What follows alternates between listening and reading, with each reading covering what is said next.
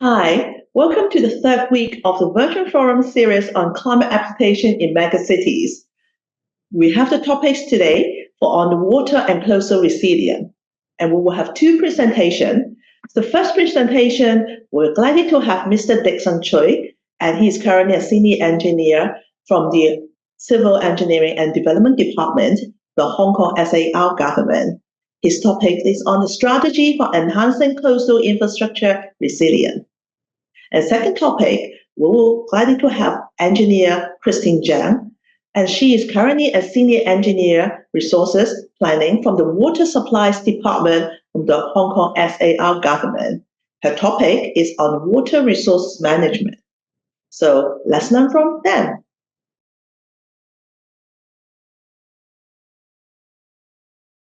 Good evening, ladies and gentlemen. I'm glad to be here today to discuss the strategies for enhancing coastal infrastructure resilience. In my presentation, I'll briefly talk about the wave climate and shorelines of Hong Kong along the challenges posed by climate change. Then I will introduce our progressive adaptive approach for designing coastal infrastructure to cope with climate uncertainties. Also, with reference to our findings of our recently completed study, we are carrying out some coastal enhancement works to improve Hong Kong's coastal resilience. As a long-term strategy for the shoreline of Hong Kong, I'll briefly talk about our shoreline management plan study as being conducted. Let's begin with our overview of Hong Kong's climate and mid-ocean conditions and shoreline settings. Hong Kong covers approximately 1,100 square kilometers, including around 70 square kilometers of reclaimed land due to its hilly terrain. Much of the city's development is concentrated near the coast. Generally, the south and southeast side of Hong Kong are more exposed to overtopping waves, caused by a more frequent approach of direction of typhoon caused by the South China Sea. In comparison, storm surges play a more important role in the new territories due to the embankment effect or flat low-lying topography.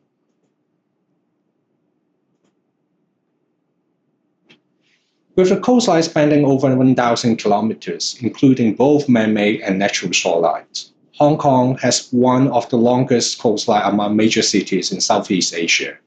Our shoreline features diverse coastal settings influenced by geographic position, varied topography, bathymetry, and coastal defense structures.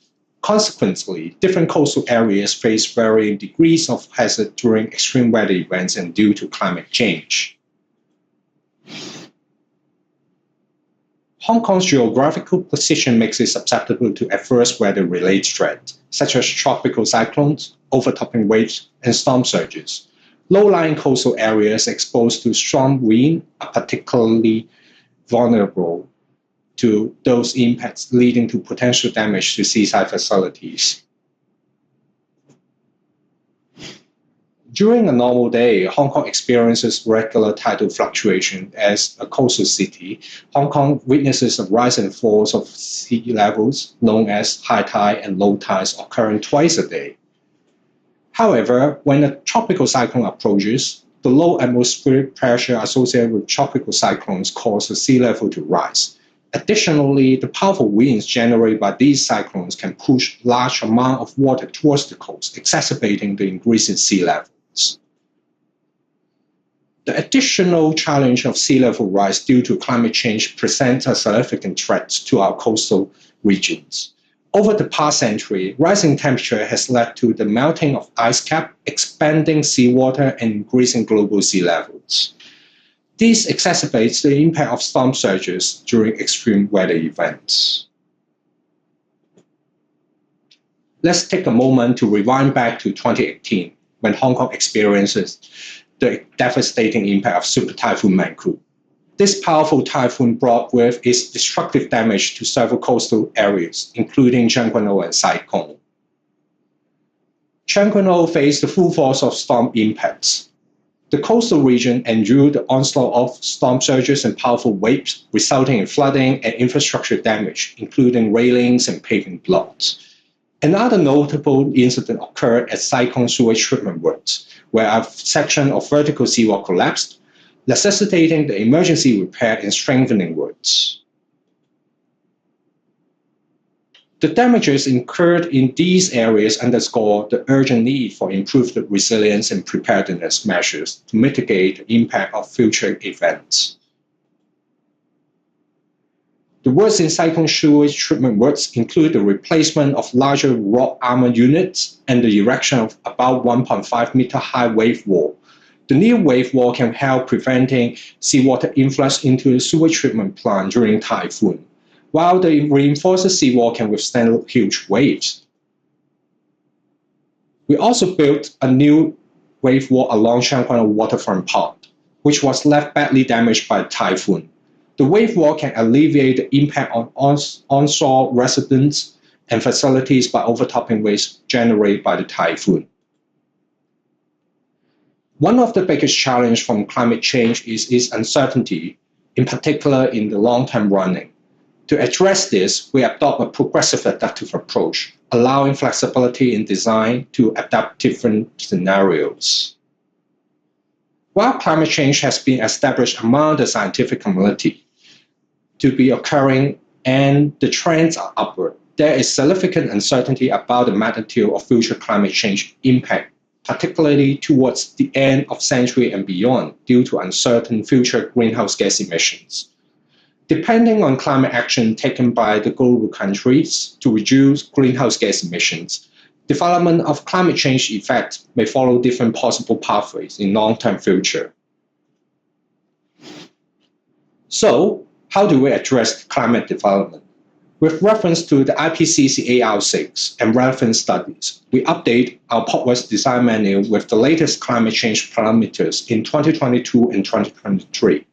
In addition to our updating of design parameters taking into account the data of recent extreme events, by considering various emission scenarios, we incorporate the progressive adaptive approach in the design manual, which requires to include the design allowance in order to enhance climate resilience of our coastal structures. Let's take a closer look at the effect of mean sea level in Hong Kong. This slide graphically shows the projection data from Hong Kong O.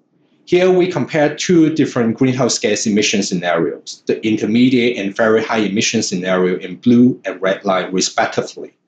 As you can see, the difference in sea level rise between two scenarios by 2050 is not very significant, approximately 3 cm. This suggests that in short to medium term, the impact of different emission scenarios on sea level rise is relatively small. However, this small difference should not be taken lightly. As we move further into the future, up to the end of the century, the margin between the intermediate and very high emission scenario begins to widen significantly.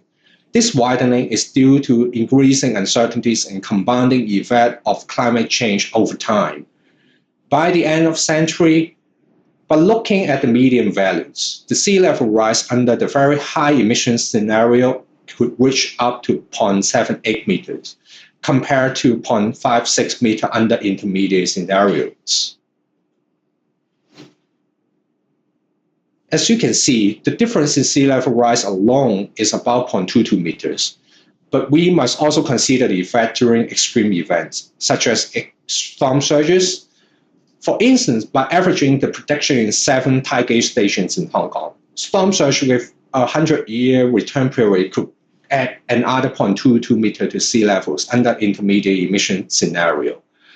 Additionally, when considering very high emission scenario, the potential impact on wave and storm surges could further enhance and increase the sea level by another 0.22 meters. Altogether, these factors contribute a total increase in design extreme levels by around 1.2 meter by the end of this century under very high emission scenarios. This figure, shown in purple, represents what we refer to as design allowance. This is the difference between intermediate and very high emission scenarios. The design allowance is crucial for planning resilient coastal infrastructure that can withstand future climate change and play a key role in our progressive adaptive approach. Considering the uncertainties in the range of possible future climate change development and global actions amongst nations on reducing carbon emissions, we adopt a progressive adaptive approach to formulate climate adaptation measures. We adequately plan and design our new coastal infrastructure taking into account various greenhouse gas emission scenarios, including the intermediate and very high scenarios towards the end of this century. While we can allow provision, for example, larger footing and buffer area in advance, and flexibly opt to enhance infrastructure timing. This approach allows us to avoid excessive infrastructure development and premature hindrance to the public enjoyment of seafront during current time frame. This progressive adaptive approach is designed to be flexible and adaptive enough so that the structure can be modified with reference to the latest development in climate change. I will quote an example to illustrate how we formulate climate adaptation measures to coastal infrastructure via our progressive adaptive approach. This typical road structure along with the seaside, as climate change intensifies, the risk of coastal hazard grows. To enhance the climate resilience of this structure, we incorporate design allowance where feasible. For example, we ensure sufficient foundation capacity to accommodate future increases in the height of wave wall. If the long-term climate change projection aligns with our assumed scenario, timely upgrading of coastal structure can be generally enable them to cope with the increased extreme weather events towards the end of this century. This approach ensures that our coastal structure remains resilient in the face of evolving climate conditions. However, if the long-term climate change projection exceeds our assumed scenario, more excessive coastal protection measures may need to be formulated and planned. These larger-scale measures would be designed to address the increased coastal risk anticipated towards the end of the century. This approach could avoid implementation of large-scale mitigation measures prematurely and unnecessary cost construction and operation costs. Following the progressive adaptive approach, in this session, I will further discuss how are we enhancing our coastal infrastructure in order to safeguard public safety. In 2021, we completed a coastal hazard study. The objective of our study is to comprehensively assess the condition of Hong Kong coastal low-lying and windy areas, focusing on storm surges and waves under extreme weather conditions. We consider future climate change projections to understand the potential impacts in these areas. Drawing from international practices, we have to identify vulnerable coastal areas, assessing the risks to key assets. In our study, we propose practical enhancement options to suit Hong Kong's unique circumstances. The coastal hazard study adopts a risk management approach to assess the likelihood of coastal hazards and the severity of consequences, and make reference to records of our coastal damages caused by super typhoons in the past. One significant factor considered was the presence of residential developments in the coastal areas. Recognizing that most people tend to stay at home during typhoon event, our study identified 26 coastal areas with vulnerable residential developments for formulation of improvement works and management measures to safeguard public safety. In recommending enhancement plans for the coastal areas concerned, we have carefully considered different major factors to ensure that the effectiveness and feasibility of options, such as limitation of space for construction works, irregularity of coastline with different levels, coastal enhancement works under construction and being planned, implementation time, cost effectiveness, adaptability in future, etc. In order to effectively cope with the extreme weather events, we adopt multi-layer enhancement measures. This approach offers several advantages: more cost-effective and environmentally friendly as compared with construction of mega infrastructure, minimizing social impacts, making use of space near shore if available as buffer areas, and allowing flexibility for raising the wave wall later if necessary. The multi-layer enhancement strategy comprises the following components. As the first line of defense, wave walls are constructed or raised along the coastline to reduce the impact of coastal hazards such as storm surges and wave overtopping. Suitable locations behind coastline are identified for installation of fixed or demountable flood barriers, flood wall, or swing gates, etc. These barriers cut off the water pathway towards inland, protecting vulnerable areas. Additional measures, such as installation of demountable flood barriers, can be implemented at building frontages to provide localized protections. Last but not least, management measures are implemented in conjunction with the above enhancement measures. These measures aim to enhance public awareness and preparedness for extreme weather conditions. Examples include the formulation of action plans with early alert systems and gearing up for our emergency preparedness. To strategically address the potential risks associated with the ongoing sea level rise and changes in storm surges, CEDD commenced a study on shoreline management plan. This study aims to provide guidelines on planning and implementing urban coastal development and protection measures and formulate the related long-term strategies and preventive measures in order to enhance the government's and relative stakeholders' capacities to combat climate change. We will also further identify vulnerable coastal areas and recommend enhancement works to further improve infrastructure resilience against coastal risk.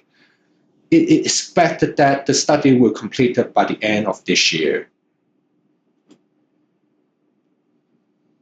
We recognize that there is greater flexibility in selecting appropriate measures during planning stage to manage coastal risk, especially when considering the long-term effects of climate change.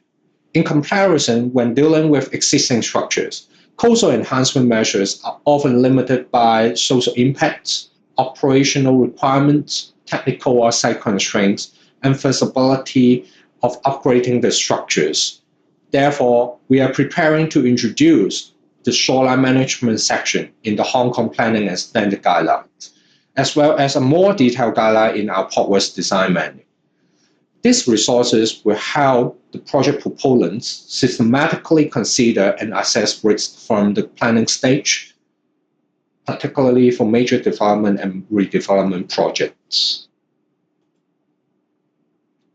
As mentioned earlier, there is much greater flexibility during the planning of new development projects when considering the measures to mitigate coastal risk.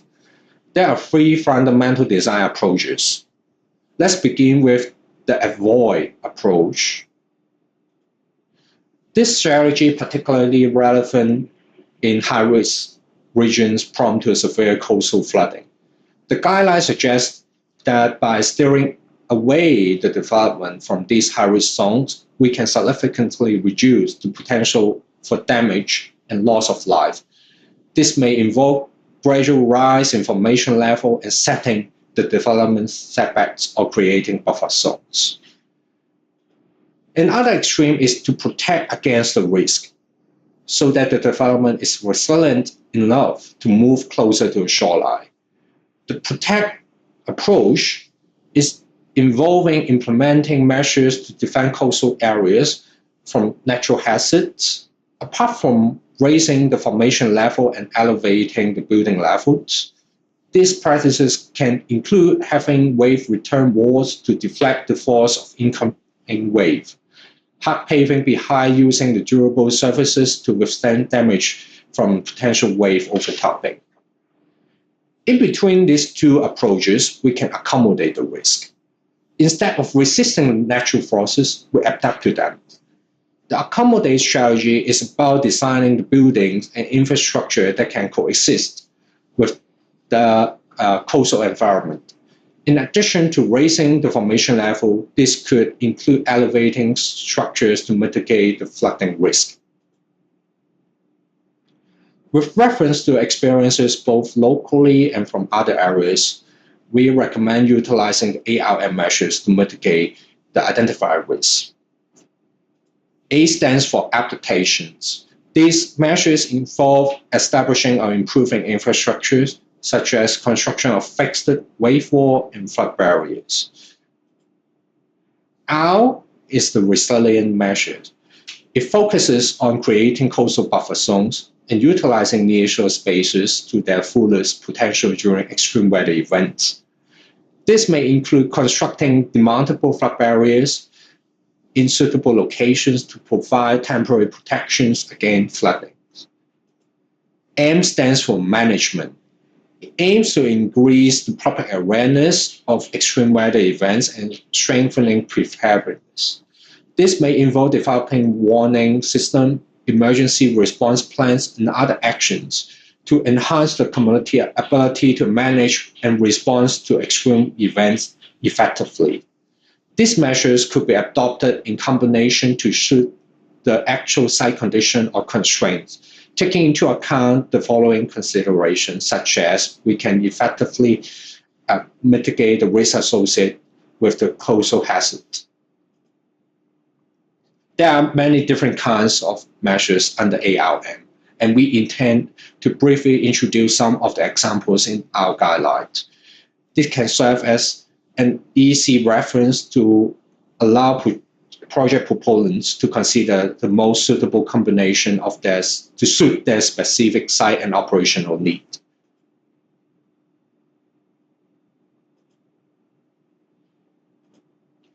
Complexity is also a key aspect of ARM principle, and it raises awareness of all people regarding a potential coastal risk, considering the appropriate actions to mitigate such risk. Apart from sharing information to the websites, we actively share relevant experiences with public organizations, public utility undertakers, etc., to facilitate enhancement of their infrastructural resilience. We conduct sharing sessions with universities, institutions, similar to the one today, to exchange latest climate adaptation experiences and practices. We also share with the public to enhance their awareness on climate change adaptations.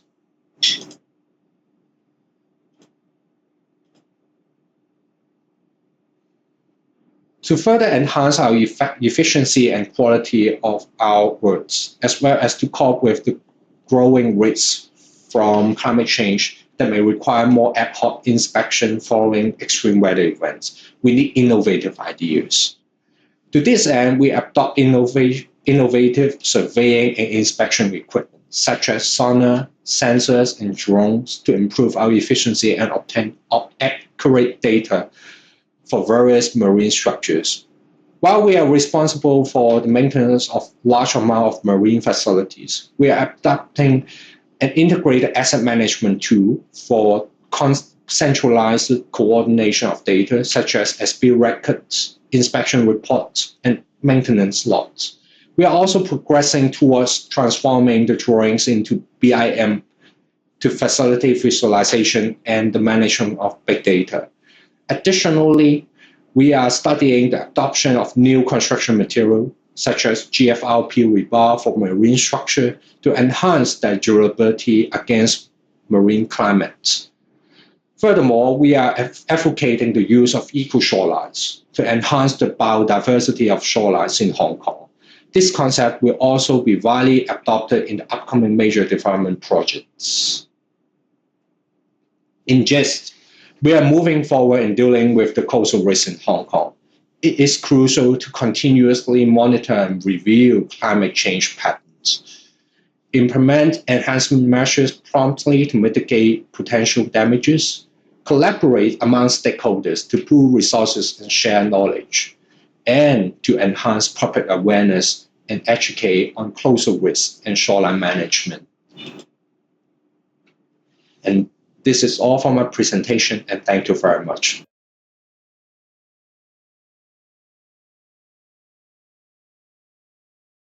Ladies and gentlemen, I'm Kirsty Chen from the Water Supplies Department.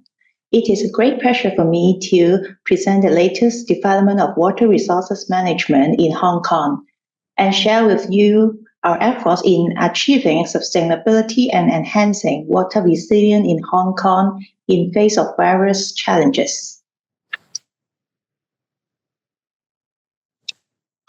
First of all, I would like to give you an overview of the water supply in Hong Kong. Hong Kong is a compact city with subtropical climate. We have low lakes, rivers, and underground water. Local rainfall is the only freshwater resources within our boundary, and the average annual rainfall is about 2,400 millimeters. This is far from sufficient to meet our demand in order to sustain our living and social development. It is necessary for us to find other sources. Hong Kong has the advantage of a coastal city.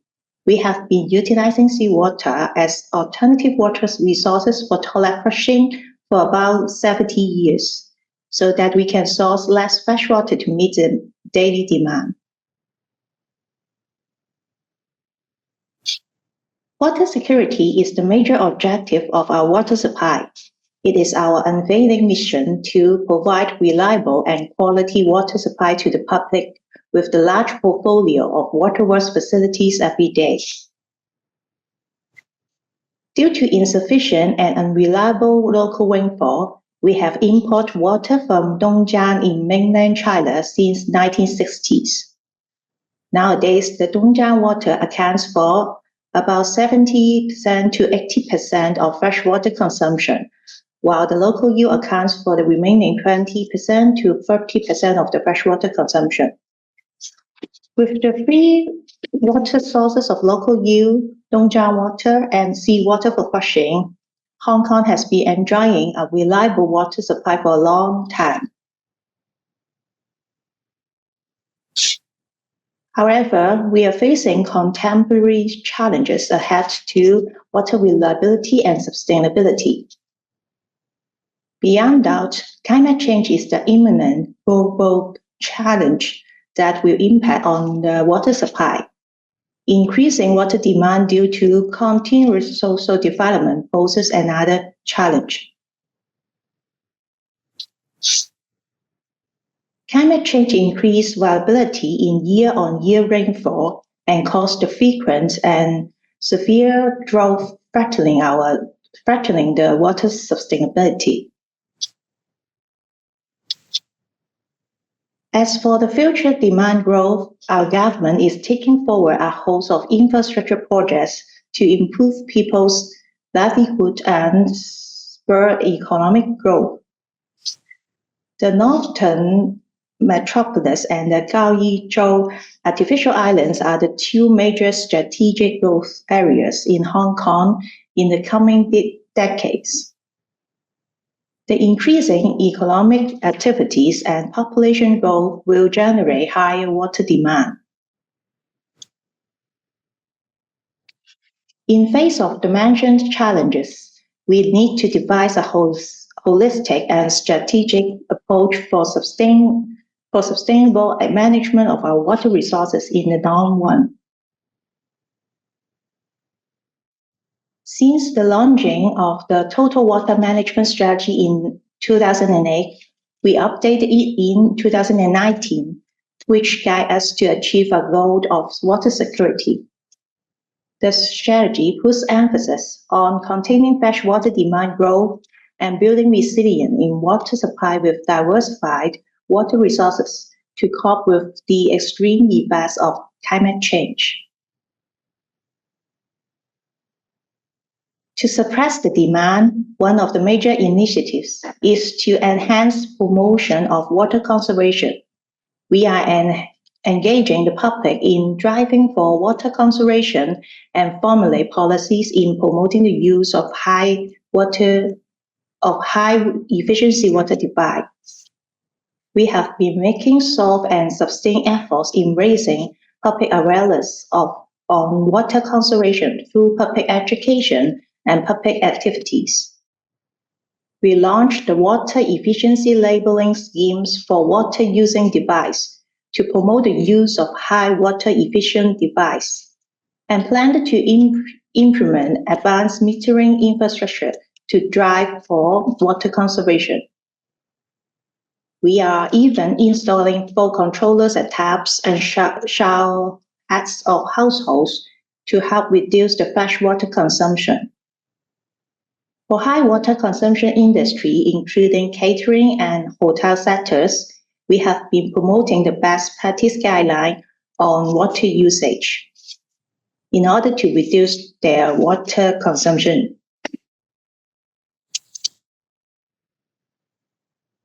To contain the freshwater demand growth, another major initiative is water loss management.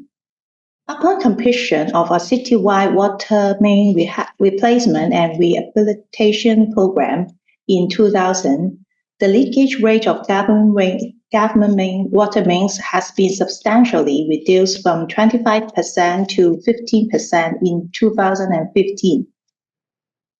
Since then, the condition of the water supply networks has been improved significantly.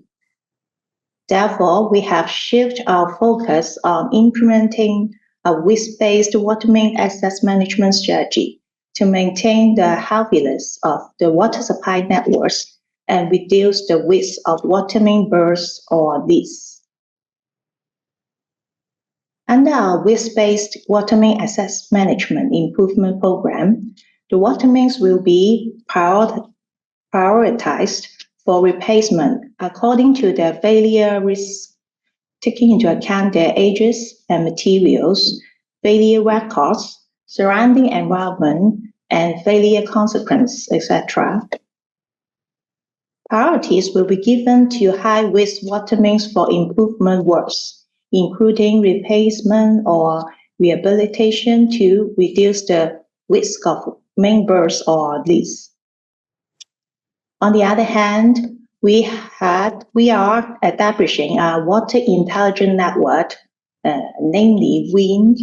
Under the WIN, we collect data from the water supply networks by setting up district metering areas and analyze water loss therein, with a will to implementing appropriate measures, including active leakage detection, pressure management, speedy repair of water main leaks, and replacement or rehabilitation of water mains, etc. With the continuous development of the width-based improvement of water mains and the WIN, we target to further reduce the leakage rate of government mains to below 10% by 2030.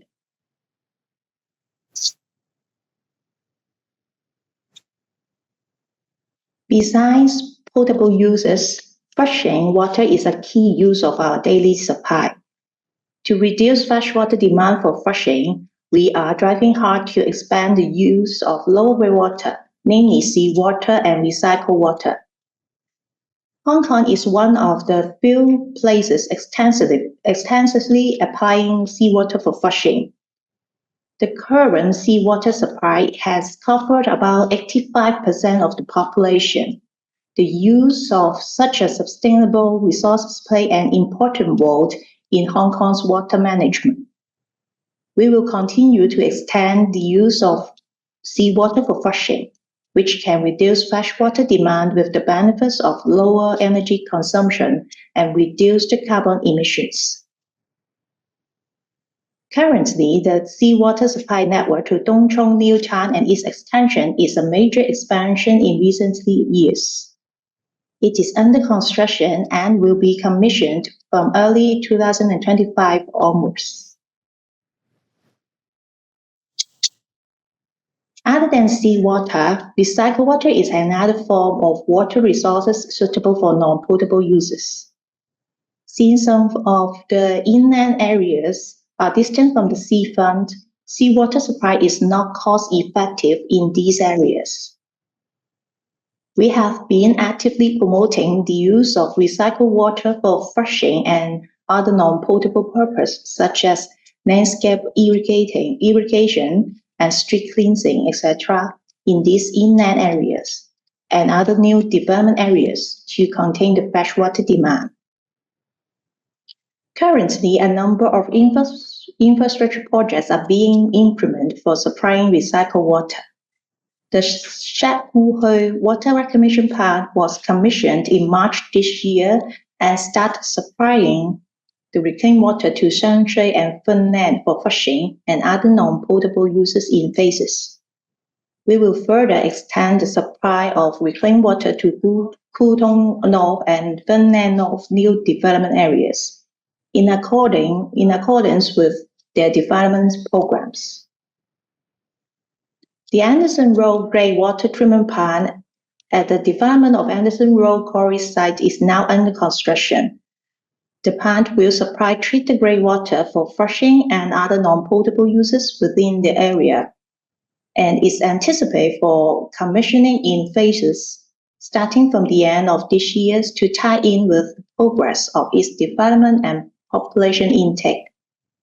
Overall, we target at expanding the network for supplying lower grade water for non-potable uses from the current 85% of the total population to 19% in the long run.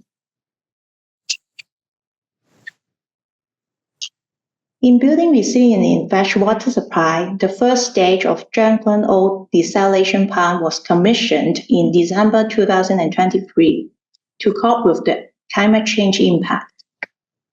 It has a water production capacity of up to 50 million cubic meters per year that can meet around 5% of total freshwater consumption in Hong Kong, with provision for future expansion to the ultimate capacity of 100 million cubic meters per year. With the implementation of the updated total water management strategy, we will have built up a diversified portfolio by doubling the water resources from 3 to 6 within 1 year between end 2023 to end 2024. Please note that this is only the start. With completion of more infrastructure of recycled water supply, usage and proportion of the recycled water will gradually increase. The diversified portfolio of water resources, with the introduction of desalinated water and recycled water, can provide greater resilience to deal with the contemporary challenges in water supply. To increase our supply robustness, we have devised a list of backup measures. If the future situation deviates from the present projection due to the reasons such as higher than expected population growth, worse than projected impact of climate change or rainfall, or less than anticipated effect of continuing water demand growth, we can still have the capabilities to overcome the adverse situation by implementation of the backup measures. We expect that the total water management strategy will bring us water security. Of course, situation is ever changing. We are reviewing the strategy taking into account the latest situation, such as the latest water demand forecast in the new development areas, and make updates of the strategy if necessary to ensure the achievement of our goal. That's the end of my sharing. Thank you very much.